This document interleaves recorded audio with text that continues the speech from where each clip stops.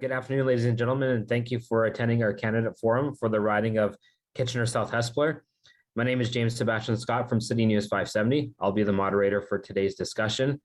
The Chamber takes its political process very seriously as they are nonpartisan and work with all elected officials municipally, provincially, and federally. These candidate forums are an important opportunity for our members and the community to hear about issues of concern and importance to the business community. This is the last of 4 events organized by the Greater Kitchener-Waterloo Chamber of Commerce in advance of the June 2nd vote. I want to thank our title sponsor, Kitchener-Waterloo Association of Realtors, and our media sponsors, City News 570 and Rogers TV. The format for this event will be 90-second introductory remarks for each candidate, followed by questions in priority areas identified by the Greater Kitchener-Waterloo Chamber of Commerce through their advisory committees and responses from the membership at large. The questions will be asked in rotation. The moderator reserves the right to terminate answers where appropriate or to grant additional chances for candidates to speak to ensure fairness in speaking times. At the conclusion of the forum, each candidate will be allowed 1 minute for closing remarks, which will proceed in reverse order from opening remarks. We'll now commence with 90-second opening remarks. The candidate order as determined this afternoon is David Weber of the Green Party of Ontario, then Joanne Weston of the Ontario New Democratic Party, and then Ismail Mohammed from the Ontario Liberal Party. David, will begin with you with your opening remarks.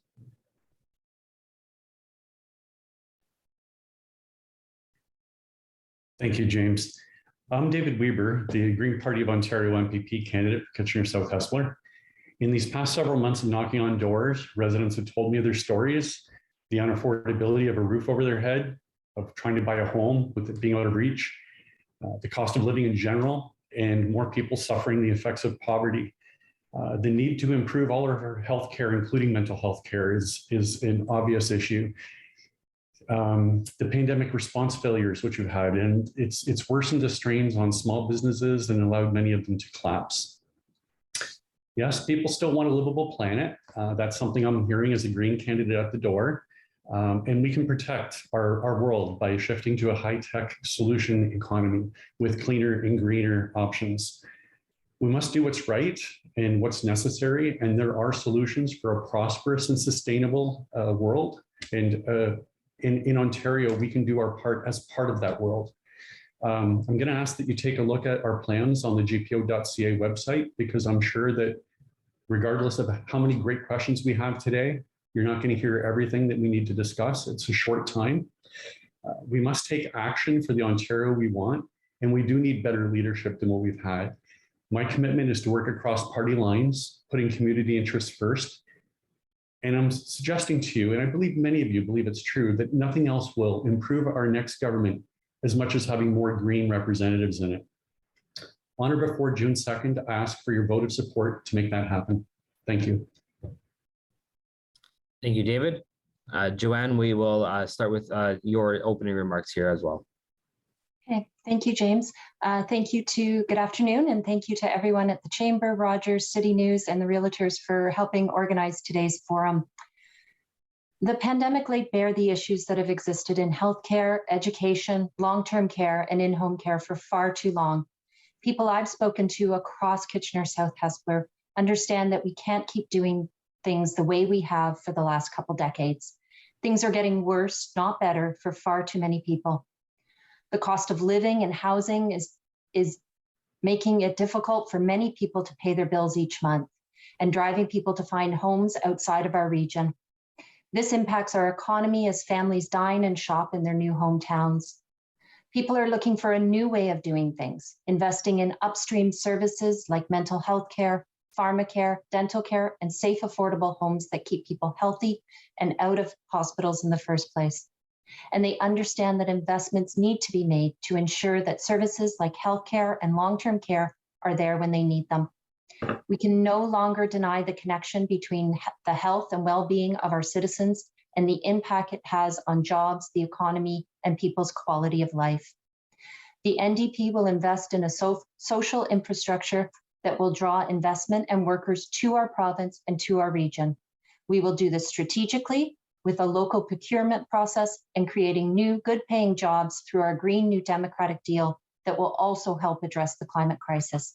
It's time to put everyday people at the center of policies, to listen to our neighbors who are telling us what they need to make their life better, more affordable, and to help people get ahead. On June 2nd, I hope you will consider me, Joanne Weston, as your NDP, for your candidate for MPP. Thank you. Thank you, Joanne. Ismail will end with your remarks here. Thank you, James, and thank you to everybody else who's actually watching and have a care of how this politics is going to happen in our province. I just wanted to start off by saying good afternoon to everybody.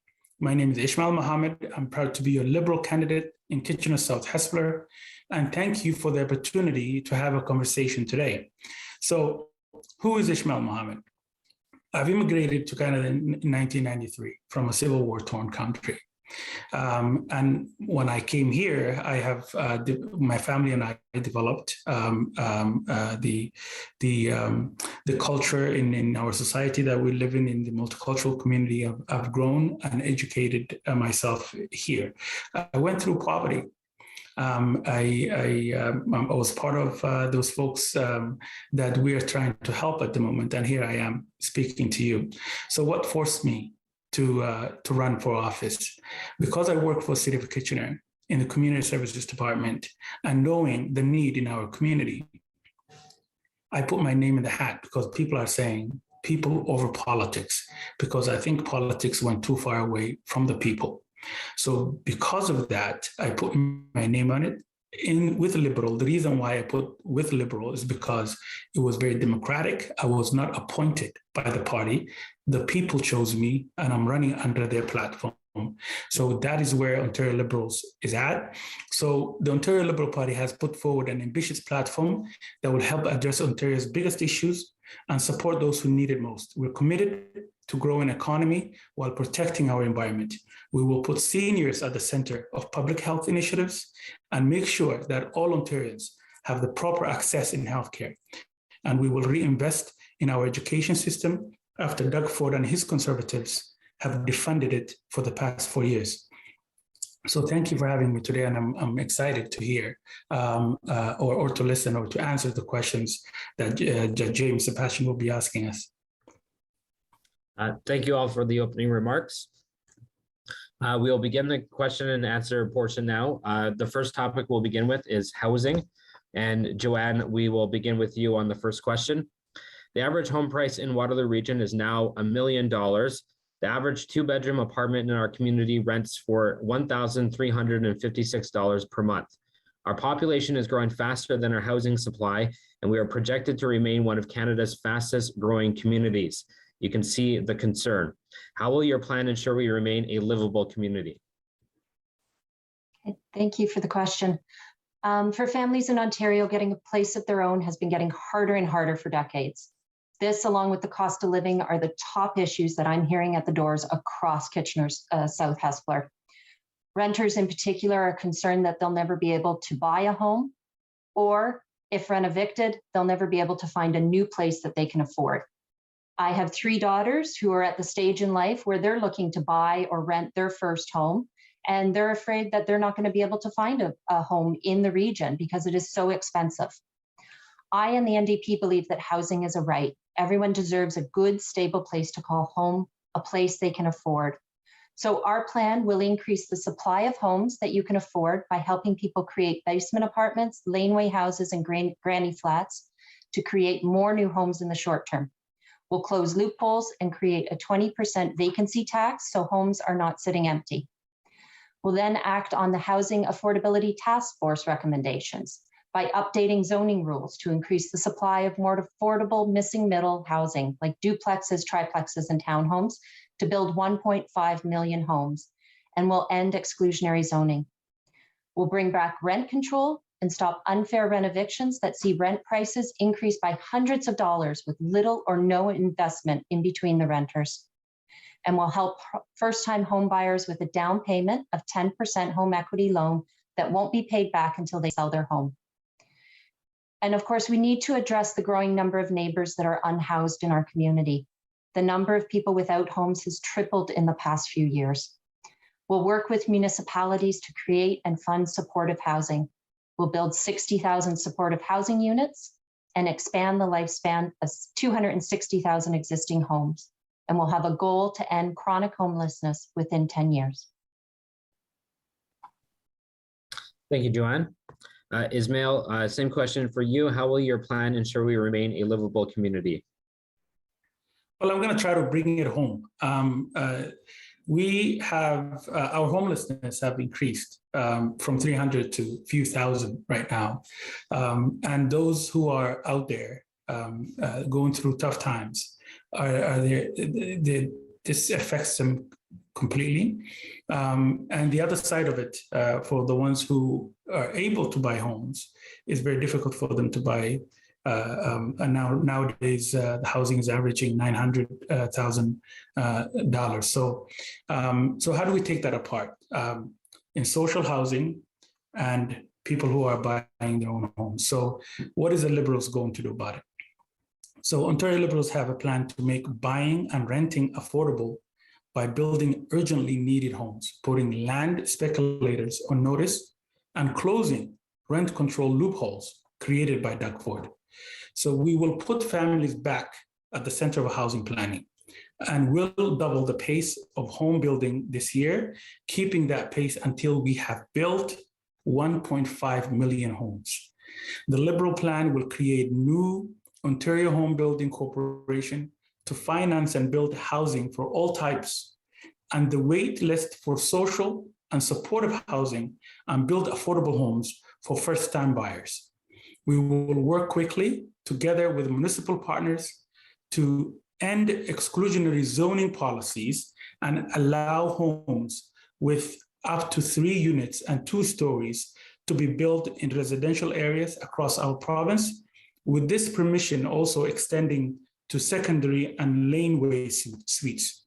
So we will ban new non-resident ownership. We'll also tax empty homes and put a use it or lose it levy on speculators with serviced land and approved building permits. Ontario voters have a choice between the 4 Conservatives who have introduced 4 plans but made no progress, and the Ontario Liberals who will address this crisis once and for all. Thank you. Thank you, Ismail. David, same question for you. How will your plan ensure we remain a livable community? There we go. Sorry. So yesterday I was talking to somebody who shared with me a thought that I found quite interesting. They said listening to the Liberal plans, the NDP plan, and the Green plans for a lot of these issues, they found them to be very similar.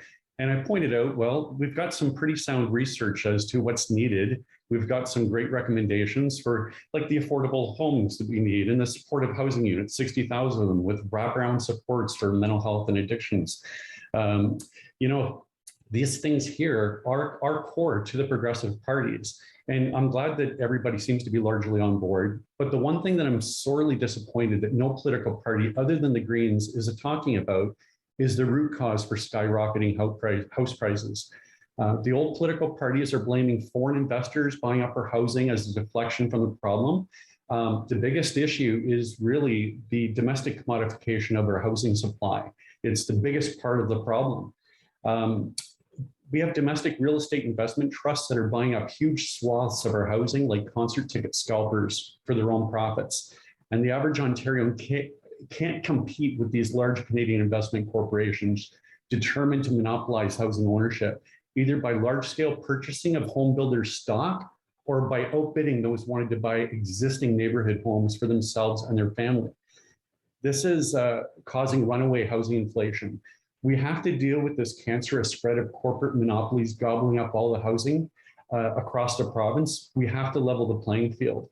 No matter how many homes we build, this is not going to solve the problem unless if we deal with the oppressive speculation that is making home ownership out of reach for the average person. The Green Party has a plan to deal with this, to stop the oppressive commodification by domestic interests. Check out the gpo.ca/housing plan. There's far too much for me to go into it in this amount of time. but we need to take action on this, and the Greens have the plan and the moral fortitude to do it. Thank you. Thank you, David. Next question, we will also stick with housing on.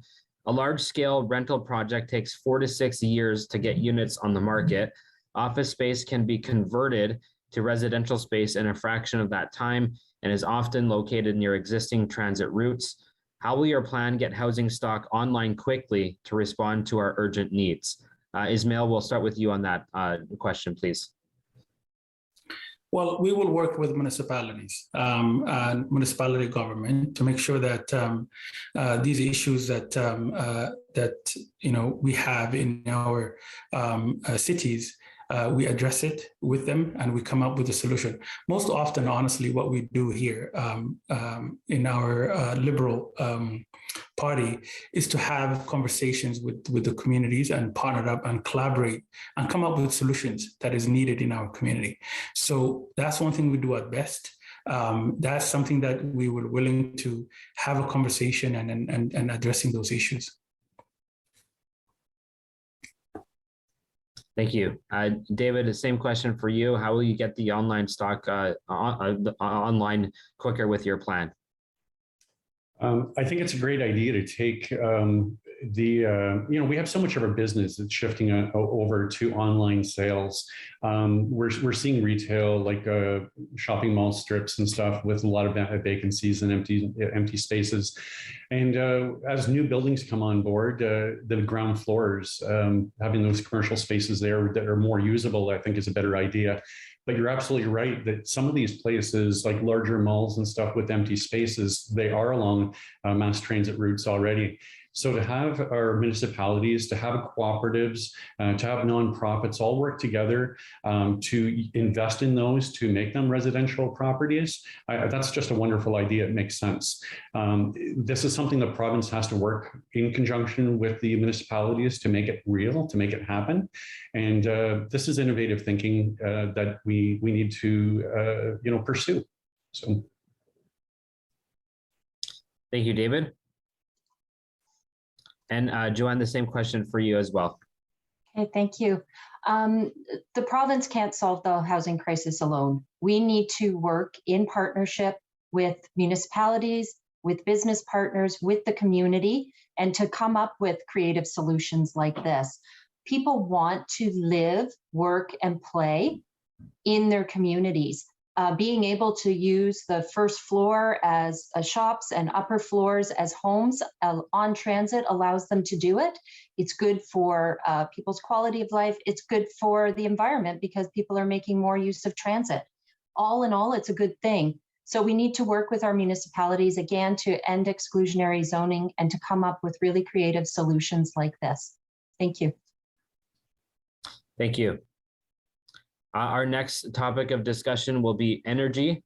David will begin with you on that topic. The first question, to meet forecast demand, Ontario will need an additional 3 million EV charging stations. What's your plan to get them built? Right. Well, the Green Party has a plan to make sure that we have EV charging stations at every rest stop along the 400 series highways by 2023.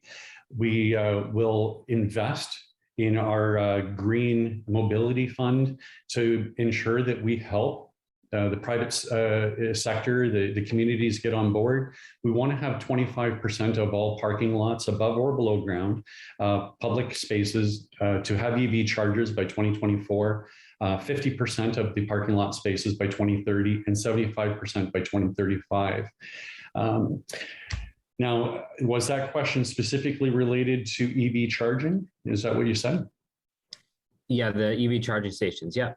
Yeah, so I think if we're going to restrict it just to that question, I think that's where I'm at. Oh, no, there's one other thing I'd like to share with you. When Doug Ford repealed the EV rebates provincially, he also took out of our building code the pre-wiring for EV charging at home. And this is something we need to bring back in. They need to be pre-wired and have EV charging in all new homes. If we're going to transition to that adaptation, we need to build our homes properly from the get-go. I don't know why he revoked that. It was very foolhardy. Thank you, David. Joanne, same question for you. To meet the forecast demand, Ontario will need an additional 3 million EV charging stations. What's your plan to get them built? Thanks. So yes, why the program was stopped 4 years ago or whatever it was by the current government, I'll never understand because EV cars, use of them are on the rise. I myself have one, and it's very difficult to even get to the other side of Toronto because of the lack of charging stations. So we absolutely need to get those built, and we need to work with our partners in our business partners and municipalities to get that happening. And like the Green Party, we need to get charging stations in homes so that people can make use of their EV cars. Thank you. Ismail, we'll go with you with what your plan is to get the EV charging stations built. That's something that the Liberal Party is committed, James, to expand that in all communities and actually work with municipalities and businesses to make sure that because we all know that each cities and each areas have different needs. So we will have a conversation with municipalities and regions and so on and so forth to make sure that that is actually something that happens and create that conversation. But what we will also do is Ontarians need clean, affordable, and reliable energy to power our homes and businesses. So Ontario Liberals will develop a long-term energy plan that will reverses the Ford Conservatives' cuts to conservation programs and includes the right cost-effective mix of nuclear, hydroelectricity, and renewables. We will cut pollution and make our electricity grid 100% clean by phasing out natural gas-fired generations. We are committed to a long-term energy plan that reverses the Ford Conservatives' cuts and as I said before, and prepares our grid for the long term. Thank you. The next question is also with energy. Joanne, we'll begin with you on this question. Energy prices are already high, but we will need to make more costly investments to green our energy grid. How does your plan balance the need to keep energy affordable while making the investments needed to reduce emissions? Yeah, absolutely. The hydro, the cost of electricity is one of the reasons that the cost of living has been increasing. Ontarians deserve hydro bills that they can afford. We pay in Ontario some of the highest residential electricity costs in Canada, and the costs have only risen under the past governments. And hydro bills are damaging Ontario's small and local businesses, from storefronts to greenhouse growers. We need to expand our hydroelectricity capacity that includes renewables like wind and solar power. And of course, the cheapest electricity is the electricity we don't use.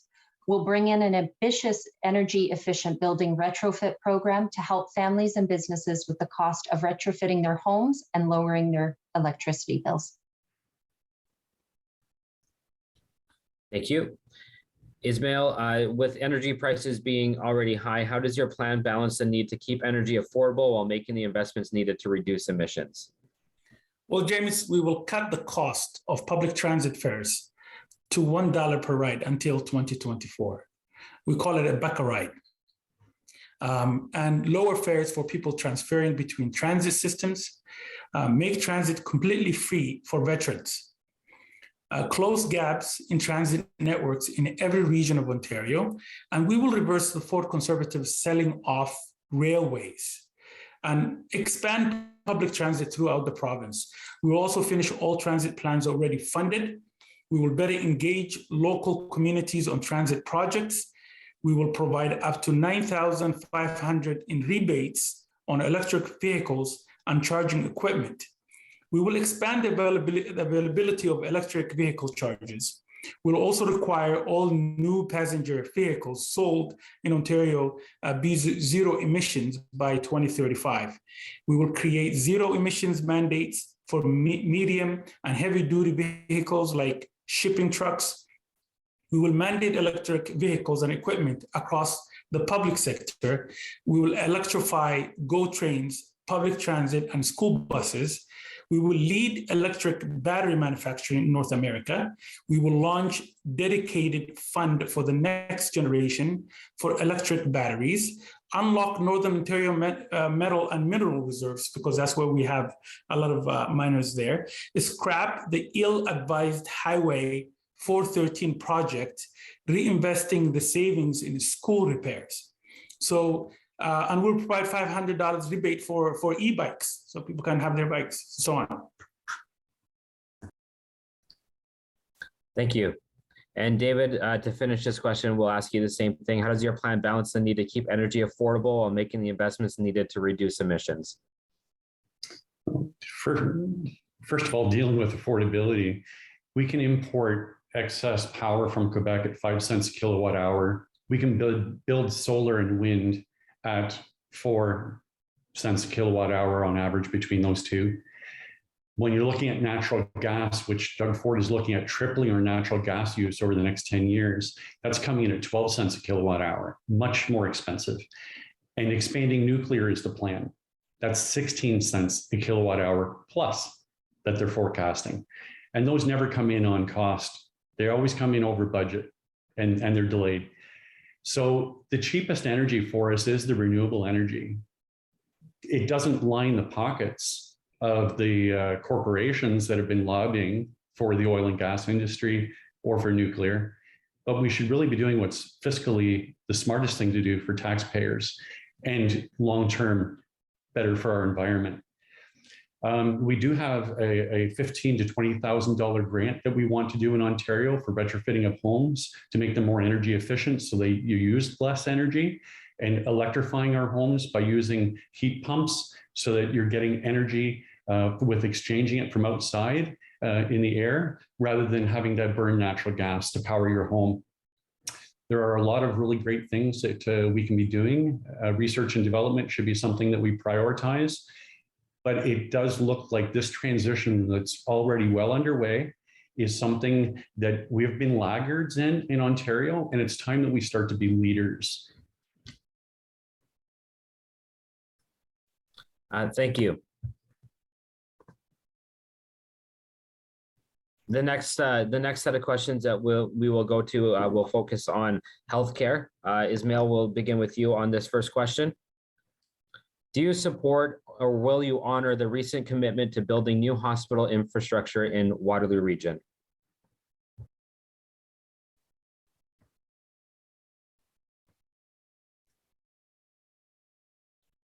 I think you're on mute there, Ismail. Yeah, thank you. So before I answer that, let me say this. Pandemic has demonstrated the need for building capacity in our healthcare system, particularly in our hospitals, right? If I can take an example in Kitchener South-Hespeler, who's actually growing, it's a population that is really growing fast because we're the fastest growing city in Canada, in the region in Canada. And the areas that there's this growth is in Hespeler, is actually doubling its own population. And we really don't have, the community in Hespeler don't have a hospital. They have to travel to Kitchener or Cambridge to get that. So, and as you know, if you travel there, is a bit far distance area. And we do need, yes, I would say definitely we do need here in this region to have more capacity in building in our own hospitals. And by doing so, we will also, across the province, we need to add additional and permanently acute and chronic care beds. We've had that in Grand River, but what we need to also do is to hire more staff because we lack of nurses and doctors and so on. Improve expanded inpatient as well as urgent care facilities, but adding beds is not enough. But we must support our healthcare workers so that these beds can be properly staffed and do not sit empty, like we have seen some beds sit during the pandemic. Urgently repeal Bill 124 and expedite the process to get internationally educated nurses credentialized. Bill 124 caps pay raises for registered nurses at 1% and has virtually frozen their compensation since 2019. So doctors, registered nurses, BSWs are our heroes who stepped up at every moment of this pandemic to keep us safe. So it's time to repeal the wage cap and give them the compensation they deserve for their incredible work. So to summarize your question, and including adding all that stuff, is that yes, I support building more hospitals in our region because we need it. Thank you. David, do you support or will you honor the recent commitment to building new hospital infrastructure in Waterloo region? Yes. I'm only going to add one thing. When we look at building this hospital, when we look at building this 1.5 million homes that all the progressives agree by the recommendations we need to do, we need to be aware of the fact that 20% of our construction workforce is going to be leaving. They're going to be retiring over the next 10 years. We need to get the skilled trades for that. We also need the nurses to go into that hospital we're going to build. And we're already, 16,000 at least short on a conservative estimate, but it seems closer to 30,000 nurses we need. So how are we going to get all these people educated, nurses and the construction crews? And this is what I want to touch on quickly is that, the Green Party, we want to see education be more accessible to people without financial restrictions. So free tuition for university, college, and the trades is going to help in a lot of sectors, including healthcare and including the building boom that we need to be undertaking. So I just want to make sure that we discuss that today because it's a very important issue. And I'm not hearing a lot from anybody else talking about this, the shortage of skilled labor in all these areas and how we're going to address it. But yes, we need that hospital and we need the people working in it. Thank you, David. Joanne, do you support and will you honor the recent commitment to building new hospital infrastructure in our region? Thank you. Short answer, yes. We need to move forward on hospital projects like the one that's been committed to for Kitchener to create more capacity for our growing area. But as others have said, they're just furniture. That would just be furniture without the staff to staff them. So we need to make sure that we have the nurses, the doctors, the personal support health workers that are the glue that hold our healthcare system together. There's just not enough of them. So we do have to invest, speed up the accreditation of internationally trained nurses. We need to make sure we have a strong public education system and a strong post-secondary education system so that we are training the people of tomorrow. And we need to make sure that it is affordable. Post-secondary is affordable for everyone. And the other thing I would like to add is just that the best healthcare is preventative healthcare. So we need to make sure that we are keeping as many people as possible out of hospitals in the first place by putting mental health care under OHIP and investing in things like dental care and pharmacare so that people don't have to go to the hospital for those needs. Thank you. Next question, we'll stick with healthcare, and it kind of tied into what David said in his last answer. What is your plan to address our local shortage of physicians? So David, we'll begin with you on that one.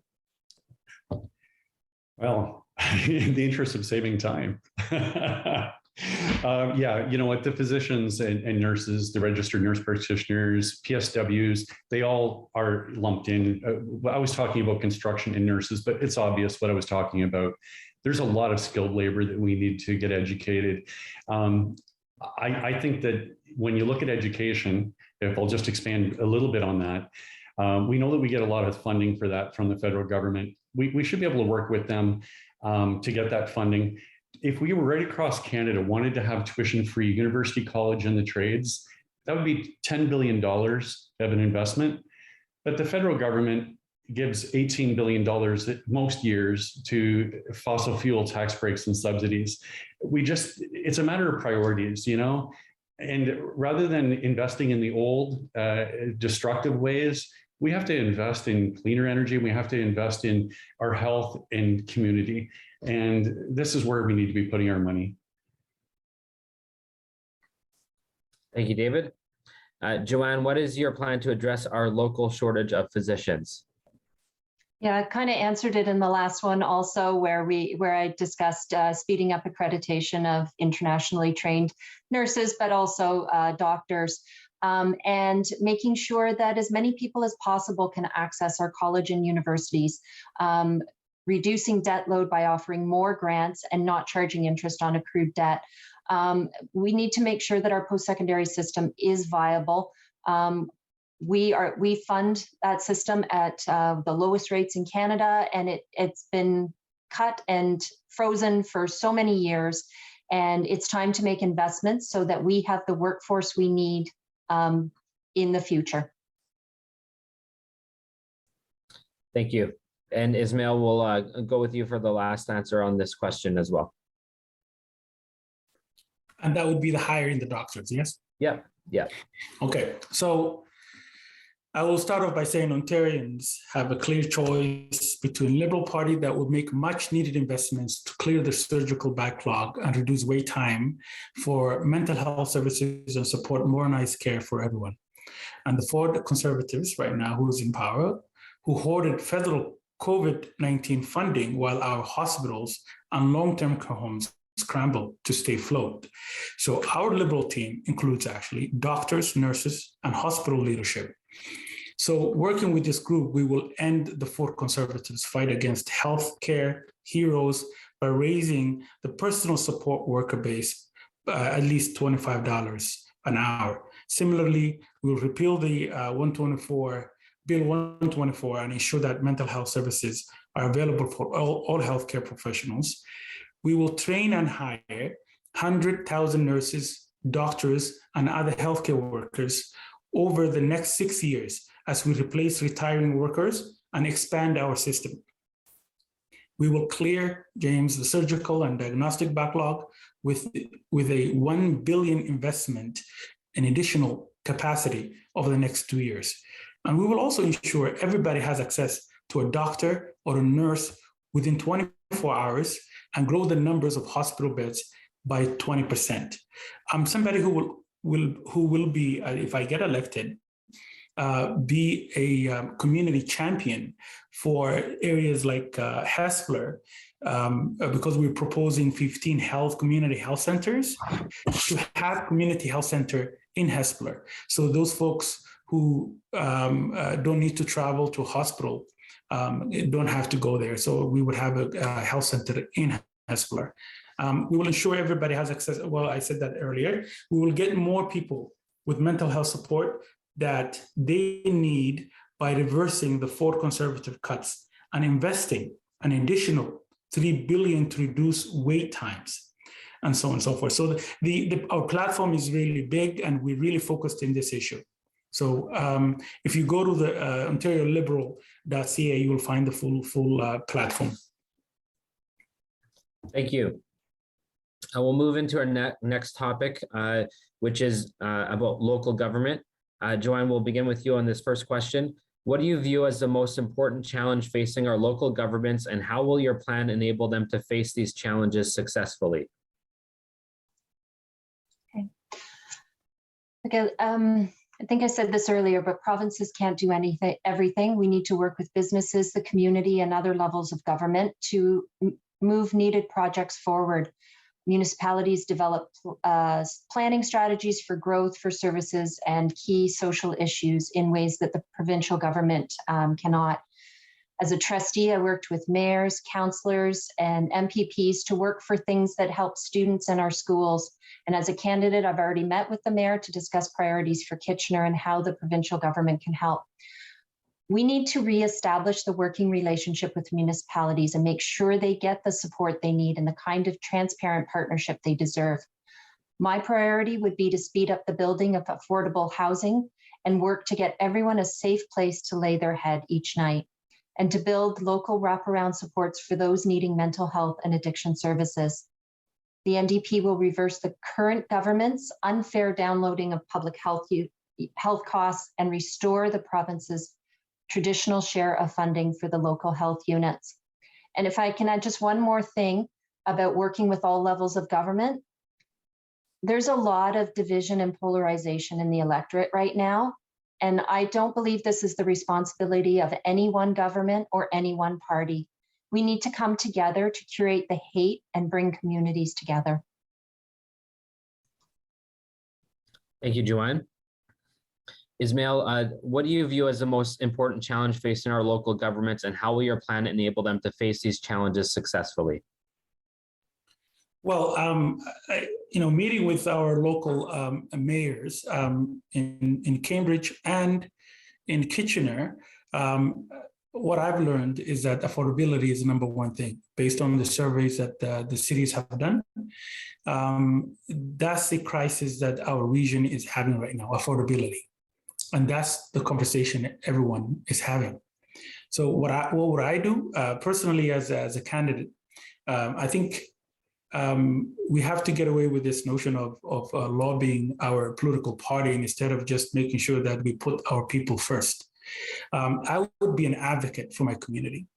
I would even challenge my own party and make sure that I take the needs that the community has and work and collaborate with our municipalities and our region and work with them closely and go out there and in Queen's Park and make sure that the needs are met in our region.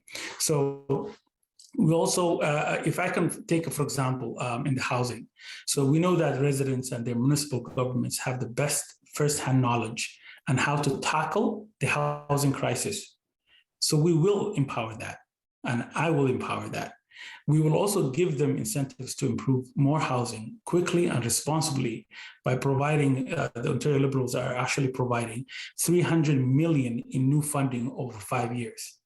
So an Ontario Liberal government will scrap the MZOs and replace them with the new rules-based measures limited to critical provincial projects only, such as new non-for-profit long-term care homes, affordable housing, or major employment developments.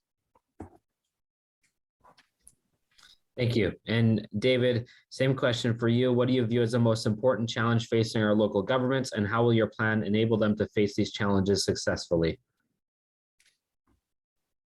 So I'm thinking that stable funding is really important.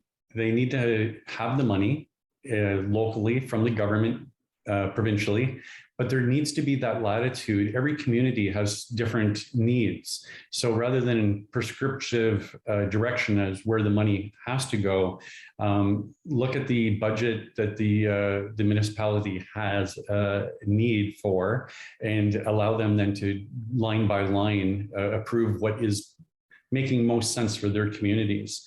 We do need to eliminate the provincial rules that would then take into account the exclusions, this exclusionary zoning that we have for buildings along transit routes, and work to better do infill development so we counter the urban sprawl.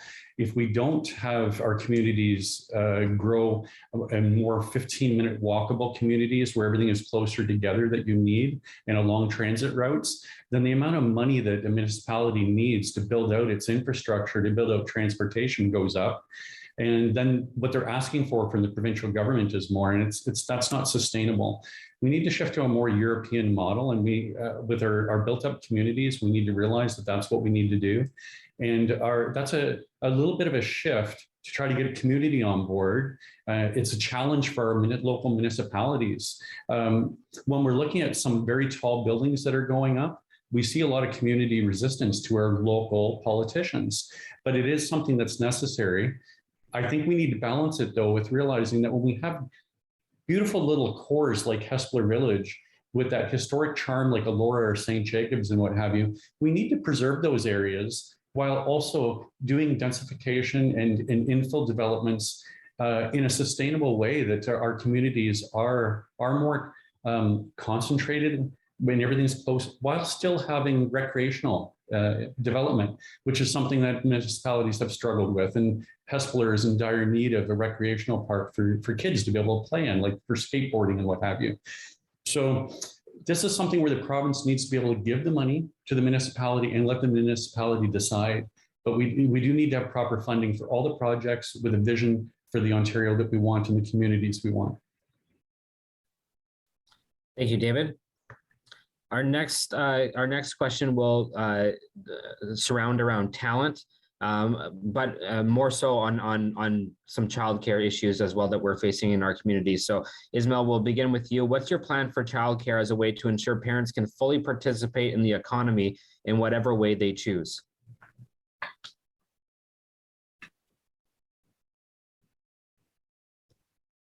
Sorry, Ismail, you're on mute again. Thank you. Parents and caregivers have stepped up during an incredible, difficult couple of years and juggling obligations to both work and family. My family is one of them. I work for the City of Kitchener in the Community Services Department. I have, my wife and I have 4 kids that are attending public school at the age of 10, 9, and 7 and 5. And my wife is also a registered nurse. So you just imagine having to be in the house and teaching my kids in the home when the pandemic was happening. And my wife was the first responders, and she was out there helping others. So I'm one of those families who are juggling those obligations at home. So for some working parents, especially women, the strains has pushed them out of the workforce. So one of the things that we were doing in Ontario Liberal government to reduce average fees of licensed childcare to $10 a day from over $50 a day, saving parents about $10,000 per child a year.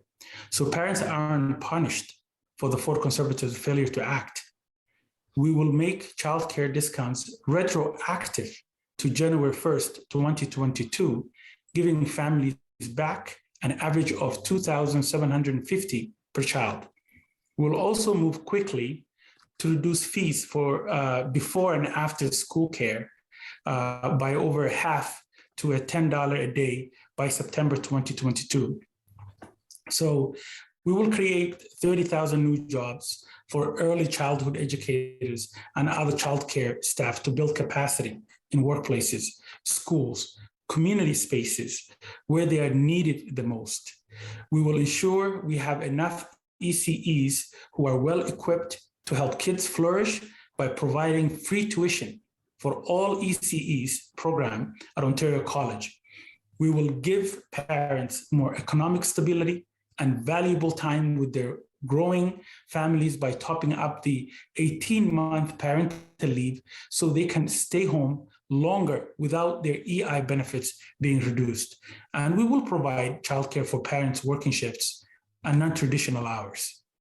Thank you. Thank you. David, what's your plan for childcare as a way to ensure parents can fully participate in the economy in whatever way they choose? Promising them childcare so that they can participate in the economy is kind of an empty promise. We don't have enough workers and enough daycare centers. So we do need to do that education and to get people in the workforce for that. I'm pleased to hear that some people are getting on board with plans for some free education to encourage people to get that training. This is something that is desperately needed on that and many other fronts. The one thing that I would say too is the shortage of the workforce that we've seen in, say, nursing and the stress that they have that causes lack of retention there. So many want to quit. We are now beginning to see with the daycare individuals. We're going to be seeing professionals there that with their wages being capped at $25 an hour. This is a pay cut for them by going to this daycare plan that we're being adopting here.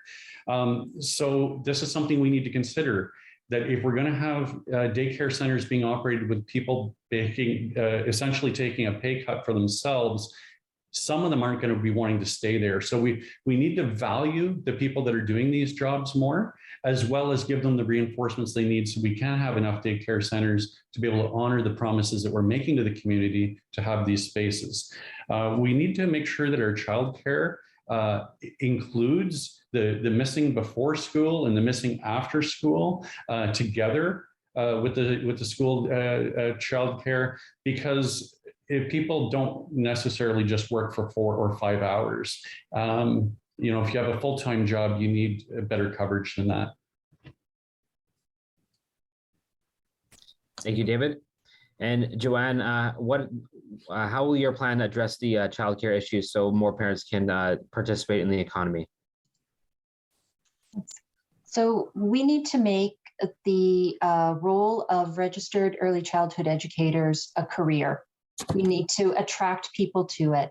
The NDP will create a wage floor of $25 an hour for registered early childhood educators and $20 for all other staff. We're going to make sure that they have benefits and access to professional development and planning time so that it becomes attractive to people to want to go into this profession. And of course, as I mentioned before, we need to make education affordable with more grants and for post-secondary. And we will work with the federal government to speed up the $10 a day daycare and before and after care, and work with them to increase the number of spaces available so that anyone that needs daycare has access to it. Thank you, Joanne. I will go on to the next question about, and sticking with talent, what will you do to encourage more Ontarians to pursue careers in the skilled trades? Sorry, I think I lost my rotation, but we'll begin with Ismail on this question. No problem, James. I think we have to have a conversation with our colleges and come up with a better suitable plan for going out in the high schools also and educating and then creating curriculums out of funding and support for those who wants to get into that. Because actually, you're right, because there's a really higher need for that trades skills, because we're missing that, because everyone who's doing that right now is almost retired or otherwise the need has become extensive. So we will work with colleges, we will work with our public schools and find a way to create education for that and make it easy for everybody to go into that. Thank you. Thank you. I'll go in reverse order, David. So we'll go with Joanne here for this question too. What will you do to encourage more Ontarians to pursue careers in the skilled trades? Okay, thank you. We need a strong public education system that has opportunities like SHOP, that has opportunities for students to explore the trades, to give everyone an opportunity to explore different careers out there that they may not be considering. And that that will happen by properly funding our public education system. It's not just about education. We need to make sure that those we train stay in our region to support our region for trades. We're lucky to have 2 universities and a college here. So we want to keep the workers that are graduating from there in our region to support them because their expertise will drive the future of business and innovation. It's expensive to live here. So again, this comes back to housing and affordability, and we need to make sure that people can stay in the communities where they learn, and then they can work there. And I know the question was specifically about trades, but we also need to make sure our post-secondary system is viable in general. And because we're graduating engineers, people in science, people in the arts, all of that will also help innovation and is an investment in our future. Thank you. And David, how will your plan address to encourage more people to get into the skilled trades? Well, to encourage them to get into skilled trades, I think our youth need to be aware that this is a very lucrative market to be getting into. Not only is there almost a guarantee for a job because we need so many of them, but you can make a lot of money in it. We also need to talk to these kids right in high school. When I was there, I loved doing woodworking, the automotive, the welding. Not only was it fun to do, but the sense of accomplishment of making something with my hands. It gave me an increased sense of self-esteem, I think, as a youth. Be able to say, hey, look at this chandelier I made, look at this dining room table I made, look at these chairs, or look at how I fixed this car, which, you know, cars have changed a lot over the years, and I can't really do much to fix my own car now. But you know, this is something that I think we need to boost the profile of it and let them know these are important jobs. And then we need to have the educational spaces there, and we need to make the connections with the mentors so that people can get the training they need. And we need to be doing this now. When we're looking at that 20% leaving in 10 years, not only do we have to make up that 20%, but our communities are rapidly growing. So that number is actually going to be more like 30, 35% of the numbers we're going to be needing to replace and to hire. So let's just not pitter patter, let's get at her. So. Thank you, David. We'll go into the next topic, which is transit. Joanne, we'll begin with you on this question here. Transit ridership remains well below pre-pandemic levels, but there hasn't been a commensurate drop in operating costs. How will your plan support keeping transit viable? Okay. So let's be honest, transit in Kitchener South-Hespeler is not great. Only parts of it have access to an ion, and many parts of it only have limited access to buses. I know many young people in Toronto can make the decision to not get their license or buy a car because of the robust public transit system that exists there. That's not a viable option here. If you don't have a car on the weekend, you're taking an Uber. Getting to Toronto to watch a Jays game or see a concert becomes a weekend-long excursion unless you have a car. So, and owning a car drives up the cost of living for people, and it puts more cars on the road that hurts the environment. So the NDP has Ontario used to fund 50% of municipal transit operating net costs, a successful formula that helped make the TTC and other municipal transit agencies the envy of the world. So the NDP will restore the province's traditional 50% funding for municipal transit and paratransit operations and ensure immediate improvements to transit. We'll also expand and electrify the GO bus and rail network so more Ontarians can get around conveniently, comfortably, and affordably. And we'll bring two-way all-day GO service to Kitchener-Waterloo, something MPP Fife, who's an NDP, has been advocating for since she took office in 2012. Thank you, Joanne. David, we'll go to you next on this question. With transit ridership remaining well below pre-pandemic levels, how will your plan support keeping transit viable? It's really not the cost. There have been surveys done on this, and you know, this $1 a ride or $2 a ride, whatever. That's not really the issue. The issue is the efficiency of it and it being available to suit their needs. I like that saying that if you build it, they will come.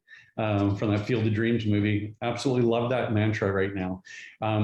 If something is not accessible, if you know, you finish work at 1 o'clock in the morning, you having taken a bus to work, that's not now going to be your option to get home. So you have to find other ways of doing it. And, you know, maybe you'll ride a bike and that's healthy for you and good for you, but you're not going to be using public transit. If you're going to be asking people to use public transit, you're going to have to make it something that does work for them. And this two-way all-day GO that we've been talking about since Catherine Fife took office, I remember the first time I ran in 2014, that was an issue, and Highway 7 was an issue. And I was surprised that it was still an issue in 2018. I'm surprised it's still an issue in 2022. Our decision-making and planning between the province and the municipalities of what the needs are for interconnected communities and intra-community transportation, there needs to be some kind of improvement there, obviously. I don't know. I just look at the common denominators for the leadership here. The last 4 years, we had Doug Ford, and when I look at what we had before that, a 15-year run, I'm thinking maybe it's time for a change. I think we maybe need some different voices and some different people getting together, being more collaborative, and trying to put these answers into play. Thank you, David. Ismail, the same question. How will your plan support keeping transit viable? Well, I'm just going to say that it is built, but people can't afford it, especially affordability. When we have affordability is the main issue that we have in our region. If people can't afford it and everything is built for it in our transportation, how do we support folks to and encourage people to leave their cars or otherwise and help the environment? So what the Liberals are proposing is to strengthen transit network benefits, benefit drivers and commuters alike by getting more cars off the road and getting more people moving around the province. I know the Greens have always talked about the environment, and this is what they're based on, and transportation is a big deal in this. And that will help our environment by taking that many cars off the road. We want to save people money and move more people on transit, especially right now, as ridership is still a fraction of pre-pandemic levels. We have the equipment, we have the trains in our region, but nobody is going. One bus ride is $3.25. Just imagine if we make that $1. The seniors can afford it. We're making the veterans free for them to ride our buses. So we can reintroduce for folks to go on the buses and our transportation. And we will make it more affordable and safer to bike, walk, drive by providing $500 rebate for, as I said earlier, for e-bikes, expanding cycling lanes and trains, making it easier to find and park bikes.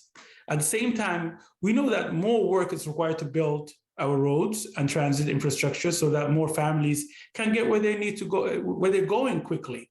So for too long, changing governments in Ontario have ripped up or ignored existing transit plans, delaying progress and contributing to more gridlock and pollution. We will put an end to political games by maintaining all existing funded transit plans, getting shovels in the ground quickly, and we are reversing Doug Ford's cuts to electric vehicles rebates by providing up to 9,000, as I said earlier, 9,500. So this is very well connected with the environment and also helping our transportation to get more folks on the bus. Thank you. Thank you. Our next topic of discussion will be emerging from COVID, rather. David, we'll begin with you on this question. The great majority of Ontarians are fully vaccinated. When it comes to mandatory vaccinations, however, there are concerns even among the fully vaccinated. In what settings or under what circumstances would your plan require vaccinations? Well, that's a really good question here. I know that when you're talking about our plan, I know that the Greens seem to be pretty much on board with everyone else in trying to encourage people to be vaccinated, to try to reduce the severity of your symptoms, your illness, disease. And, you know, we're finding, though, that people fully vaccinated are getting COVID, carrying it, and can even share it. Our Ontario Green Party leader just yesterday announced that he had been exposed to a staffer that had COVID, and he himself tested positive. He has no symptoms, but he has it. So he's now needing to isolate and campaign remotely. Since anybody can catch the virus, carry it, and share it, separating people based on vaccination status, in my opinion, seems to be foolish. We have people that have been fully vaccinated that go and sit shoulder to shoulder, thinking that they're then protected and they're safe at a ball game. And people that weren't vaccinated and weren't able to go had to stay home. And as a result, they certainly were not sharing it. And one other thing that I'll just share with you, we have some careers like in policing. Some of my police friends, I retired from policing from 30 years with Waterloo Regional Police, but there were some that chose not to be vaccinated. And when they wanted to stay working, they were allowed as long as they got a test before they worked. And those people being tested every day before each shift, we knew that they weren't carrying it, which was good. But people that weren't being tested every day because they were vaccinated, they could be carrying it and share it. So this is just something we have to look at. Is vaccination a very important tool in limiting disease and the severity of disease? I think that, there are people that argue both sides on there, and I think that we've become very divisive about it. I myself, I received the vaccination in full confidence that it would help me. I'm, someone that I know that I've had some lung issues in the past. I've had some bronchitis issues. I didn't want to catch COVID. I didn't want to suffer the severe consequences of it. But as we divide people based on vaccinated or not and implementing mandates, that's something that I think that we really need to think long and hard about, whether it really actually is effective. And if it's not effective, what do we do instead? And, maybe when healthcare system is getting burdened, we limit the contact everybody has with one another so we don't spread the virus. And when the healthcare system is able to cope with it, then we open it up for everyone. But I think we need to be aware of the fact that whatever we do, we should only be doing if it's effective. And what we have with good intentions initially, maybe we can learn from and say, well, okay, what do we do? Good, solid N95 masks that will reduce the spread of virus, great. Distancing from one another, keeping your 6 feet, great. There's all kinds of great things, nutrition and vitamins, etc. You want to take good care of your health. You want to restrict movement of people that are infected. So testing, widely available testing, rapid testing. These are important things. So don't get me wrong. I'm not against healthcare measures. But I think, this divisiveness that we had with mandates is because of the fact that it has been so ineffective. And I think we need to be honest with ourselves and honest with each other about that and move forward in a better way in the future. Thank you, David. Ismail, same question. Under what circumstances and what settings would your plan require vaccinations?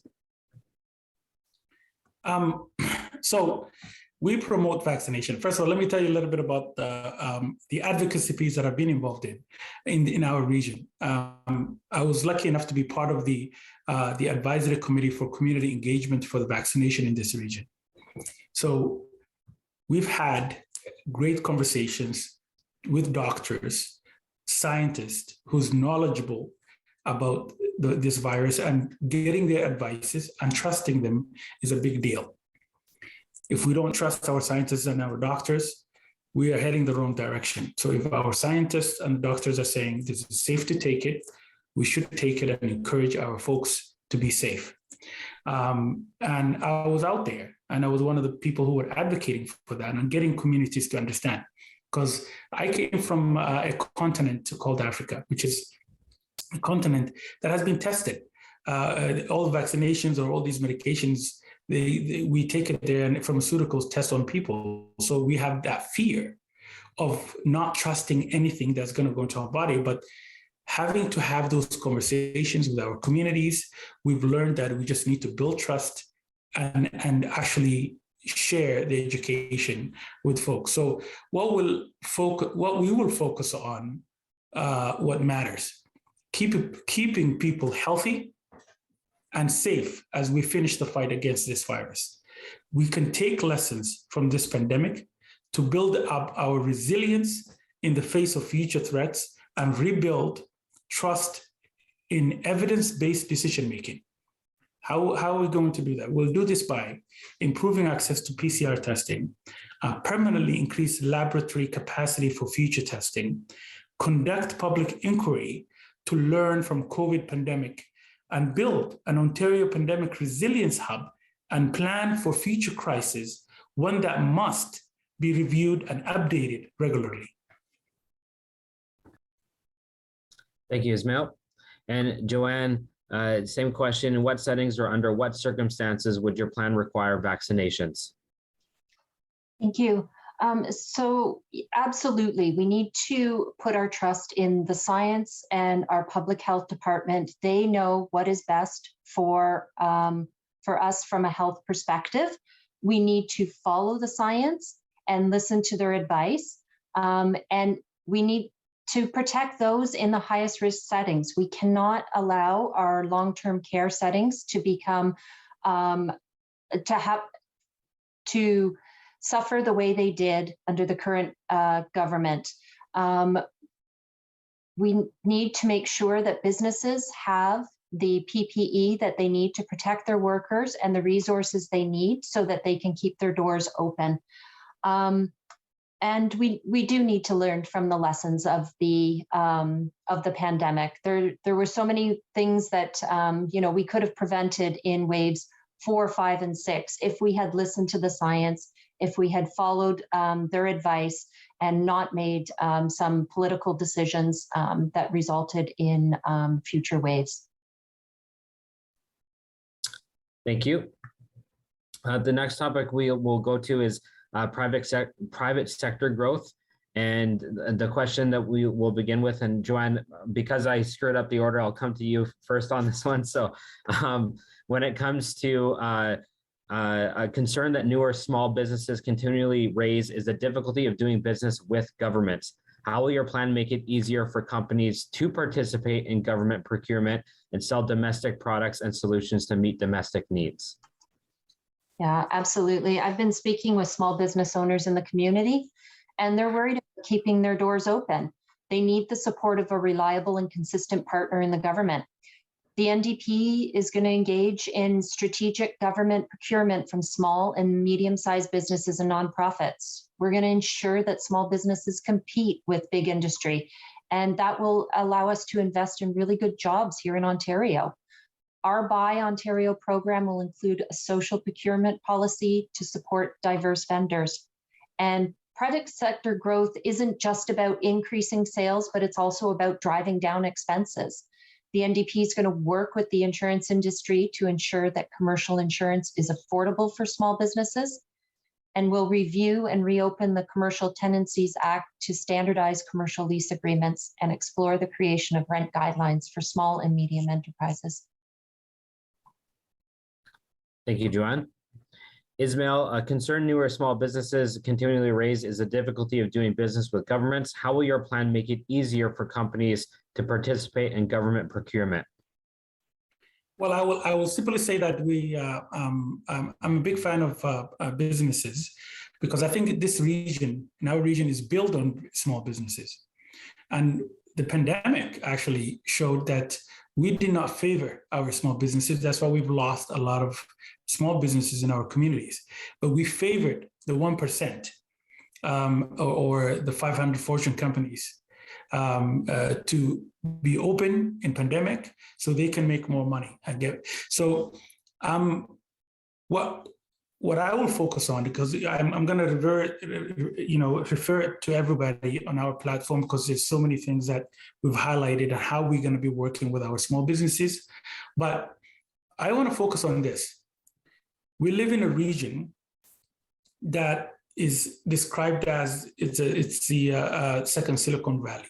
So with the economic impact of COVID-19, companies and people will embrace a technology-enabled on-demand workforce models and platforms.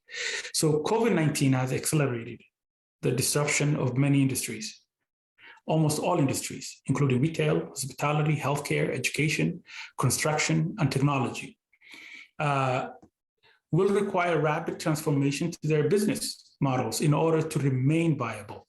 So, how does Region of Waterloo take the bull by the horns? So that opportunity of technology, right? So we're very fortunate to have companies like Communitech, who has done an amazing job in this region. So how do we support them and advocate for the region and the cities for this potential economic growth? So fund programs that help small businesses and medium-sized businesses go digital, help our entrepreneurs to sustain here and figure out how we can, as a government, to support those folks who have brilliant minds so they are able to create those products and help those demands. Prevent data breaches by promoting affordable cybersecurity, modernize privacy, data, and intellectual property laws, and also invest in high potential Ontario companies with proven track records of innovation, such as Communitech. Thank you. Thank you, Ismail. And David, same question. How will your plan make it easier for companies to participate in government procurement? I thought your question was small business sector growth, but the procurement part I'll talk about secondary. The first part I want to talk about with small business growth, we need to, as a government, review our regulations that disproportionately affect small businesses. And a quick example I want to give on that is how we have boutique,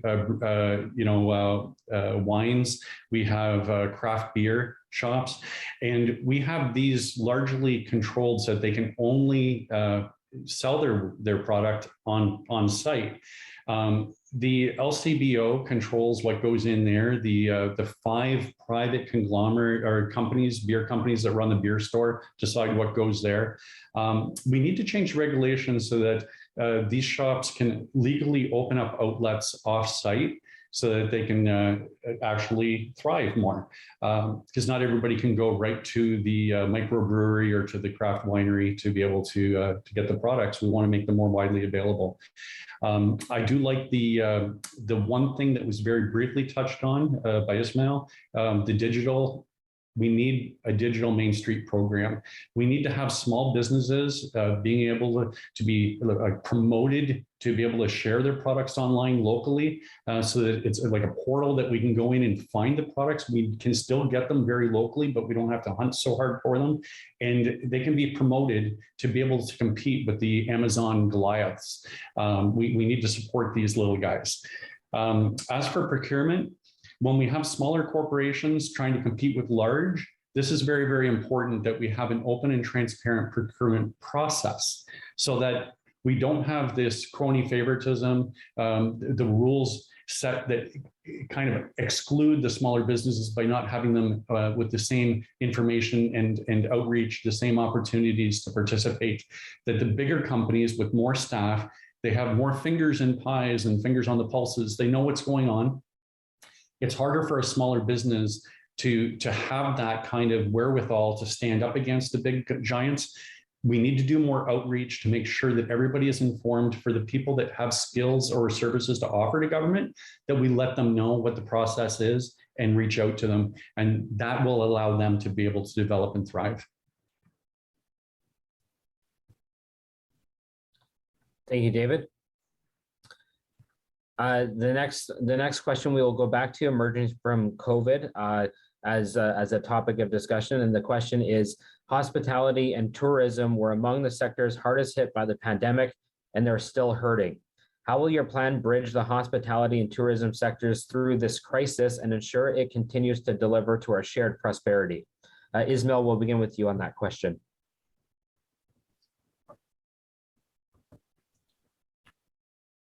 Sorry, Ismail, you're on mute again.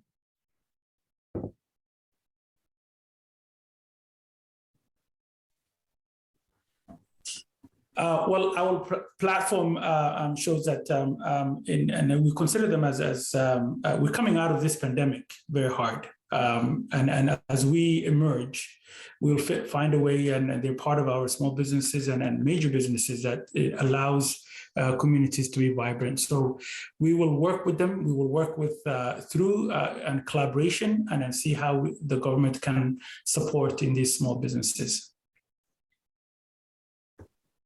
Thank you. David, same question.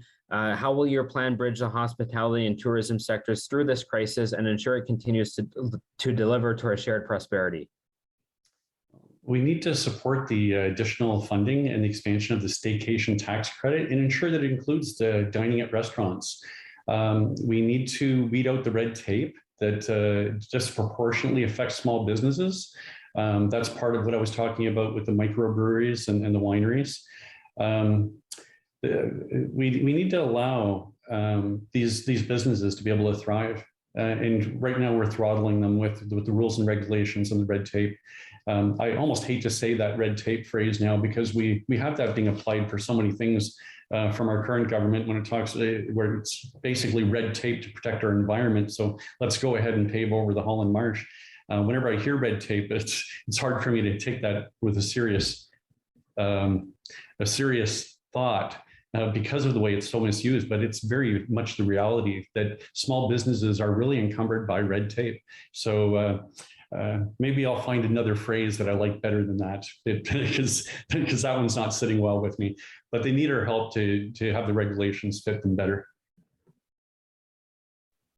Thank you, David. And Joanne, how will your plan bridge the hospitality and tourism sectors through this crisis and ensure it continues to deliver to our shared prosperity?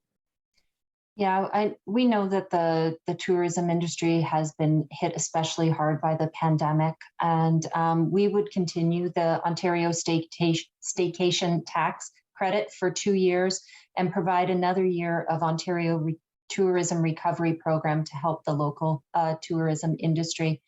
And we would also provide, this isn't specifically tourism, but we'd also provide the hardest hit small businesses with support through a small business recovery grant. And we'll launch a COVID-19 emergency business fund for Black-owned small businesses and entrepreneurs and others who have faced systemic barriers to accessing capitals, such as women and people with disabilities. And we'll simplify the process to access support programs, providing reliable help so that all Ontario communities have equitable resources to succeed. Thank you, Joanne. That now concludes the question and answer portion of the forum. We will begin closing remarks from the candidates. It's 1 minute maximum and a reverse of the original rotation. So Ismail, will begin with you for closing remarks.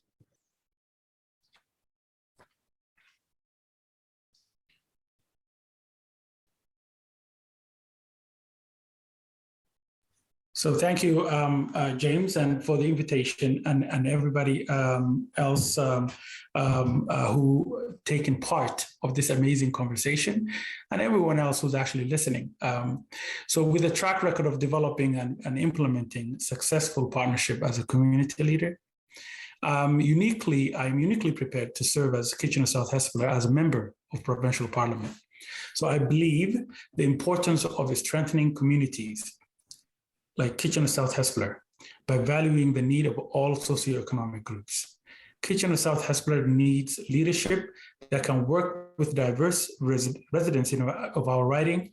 Whenever possible, I have partnered with community members and organizations to implement sustainable solutions. I will use these skills to improve the quality of our lives. The Liberal Party is a party committed to you, the people. The Liberal Party reflects my commitment to growing the economy while addressing climate change and the environment. It promises to put families, especially seniors, at the center of public health. It will reinvest public education, which is being gradually defunded by the Conservative Party. Kitchener South-Hespeler has a diverse population, facing a variety of challenges and opportunities.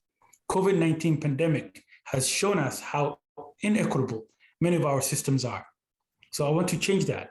I want to use my community skills to unleash the potential in all of us. If elected, I will also advocate for more affordable housing by supporting the drive by municipalities to allow them to require that developers have a portion of what they build be affordable units. Government should be about people, not private interests and political gains. My promise to fight to maintain strong public education and health system and focus on housing, climate change, and the environment. I believe the policies of the Liberal Party will deliver. Thank you. Thank you, Ismail. I believe Joanne is next with her closing remarks. So Joanne, go ahead. Okay. Thank you, James, for moderating this evening or this afternoon, and to everyone for tuning in. It's evident that there is much to do for the people across Kitchener South-Hespeler, creating good paying local jobs, lowering the cost of living, investing in social infrastructure that supports everyone and prevents future lockdowns. The NDP has a plan to fix ailing systems, creating good paying jobs and investing in people. As your MPP at Queen's Park, I will bring my experience as a trustee working with other levels of government, local partners in the community to fix what's broken and build a better Ontario. I will bring my experience as a former small business owner to all discussions with the party and at the legislature. But most of all, I will be out in the community and I will bring your voice to Queen's Park. On June 2nd, you have a choice to keep doing things the same way that has happened for years and years, or vote for the NDP that will do things differently and make things better for you. I hope you will consider me to represent you at Queen's Park. Thank you. Thank you, Joanne. And David, we'll finish with your closing remarks. Thank you, James. Again, I'm David Weber, the Green Party of Ontario's MPP candidate for Kitchener South-Hespeler. Based on my conversations at the doors over the last several months, I have informed priorities and commentary of issues found on my blog post. They're located on my website, davidforksh.ca. Our Green Party of Ontario's climate plan, mental health plan, affordable housing and livable communities plan, as well as several others, are found on gpo.ca website.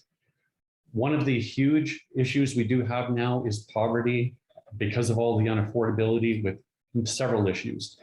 Until we get a grip on that, it's all the more important that our politicians focus on this as a priority.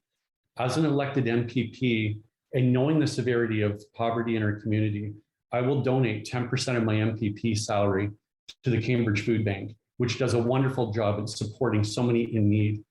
I thank you for hearing what I've had to say today and for your anticipated exploration to learn more. I welcome your feedback to me so that you can help me improve my understanding of issues. Together we can do better. Nothing else is going to influence government and do the improvements that we need in government more than by having the green voices present to help Mike Schreiner, our elected MPP from Guelph, and our green leader, to have others speaking up for valuable input, other ideas, to work in collaboration with all elected people to come to great solutions. On or before June 2nd, I ask for your support to make that happen and allow me to be our community's champion as your MPP. Thank you, David, and thank you to all for the closing remarks. On behalf of the Chamber and Rogers, I would like to thank all candidates for taking their time from their busy schedules to participate in this forum today. Thank you to our title sponsor, Kitchener-Waterloo Association of Realtors, and our media sponsors, City News 570 and Rogers TV.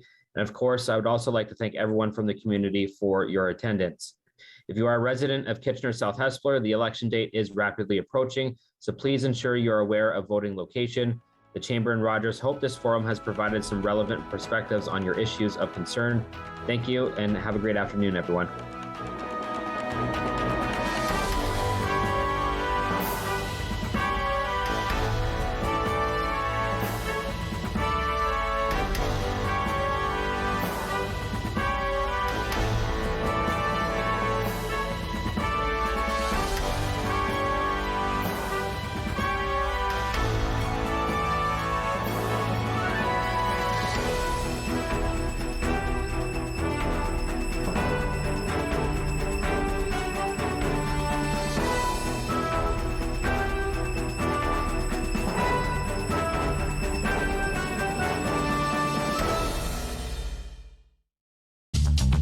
This program is brought to you by Ignite TV.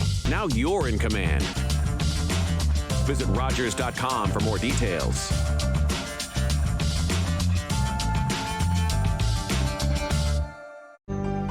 Call the Rogers TV viewer response line, email us, or connect with us on social media.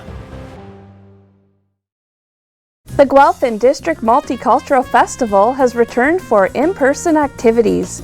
Join us for the 36th Annual Festival, June 10th to 12th at Riverside Park in Guelph. Don't forget to bring your reusable water bottles. The water wagon will be providing free, fresh Guelph tap water all festival long. Express your culture and experience the world at this year's Guelph and District Multicultural Festival, June 10th to 12th at Riverside Park in Guelph. You know why Operation Smile, alongside our medical volunteers, provides safe cleft surgery to children free of charge thanks to generous donors like